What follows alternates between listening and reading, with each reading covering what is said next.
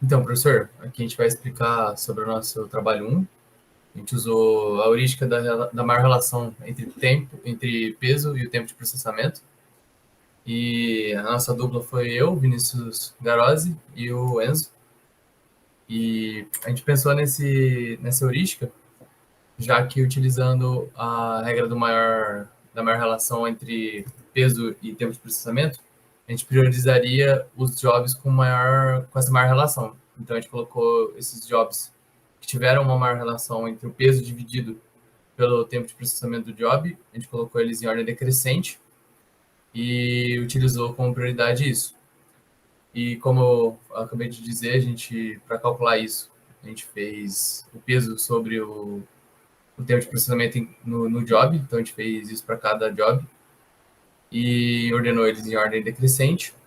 E após isso, a gente fez a programação dos jobs, que seria a parte que o Enzo vai explicar um pouco melhor no Excel, que dá para entender um pouco melhor de uma maneira mais ilustrativa.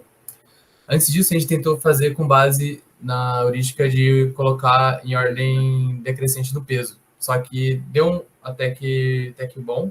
Alguns, né, deram bom, só que a gente tentou dar uma melhorada na heurística e foi através dessa com a maior razão que a gente conseguiu melhorar a heurística do maior peso, de simplesmente colocar o maior peso em cima, pensando em priorizar os mais importantes, como os primeiros tempos ali em cima seriam menores, né, do que lá embaixo, então a gente estava querendo colocar os pesos para multiplicar em cima, para ver se minimizava o tempo no total, né? Mas acabou que essa heurística que a gente pensou depois ficou melhor. Isso.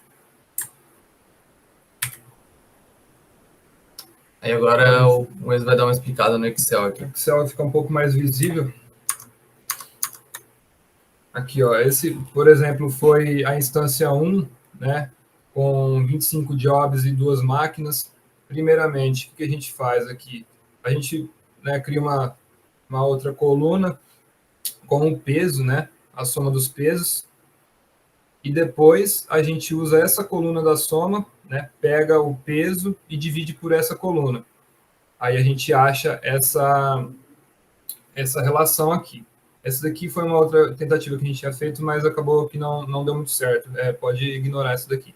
Então a gente usou essa daqui, colocamos em ordem decrescente, e aí ela já gera o resultado aqui, né? Aqui também a gente usou uma fórmula, né? Para a primeira linha é só um somatório, né? E a primeira coluna também, um somatório. Aqui não vai estar aparecendo, tá, professor? Porque eu acabei salvando como CSV, então ele não traz as fórmulas. Mas aqui a gente usou um C, né? Se esse aqui, no caso aqui, né? Se esse aqui for maior do que esse, então a gente pega o valor aqui e soma, né? Com o maior. Então, a gente usou uma fórmula C para ver qual que é o maior entre os dois e o que for maior a gente fazia a soma. E aí ele já dá toda a planilha aqui, e depois a gente usou aquela fórmula somar produto, né? Onde a gente usa essa coluna com essa coluna e dá o total do resultado. A gente fez em algumas instâncias, né? E acabou que o valor, né? Nas primeiras instâncias, com uma quantidade de máquina menor e job menor, o nosso valor deu próximo da meta, né? Deu inferior à meta, mas deu próximo. E a gente percebeu que, conforme vai aumentando o número de quantidade de máquina e quantidade de job, o nosso tempo, né? Ia ficando melhor do que a meta, às vezes melhor que a do professor. Então, foi por isso que a gente acabou escolhendo essa instância, essa heurística.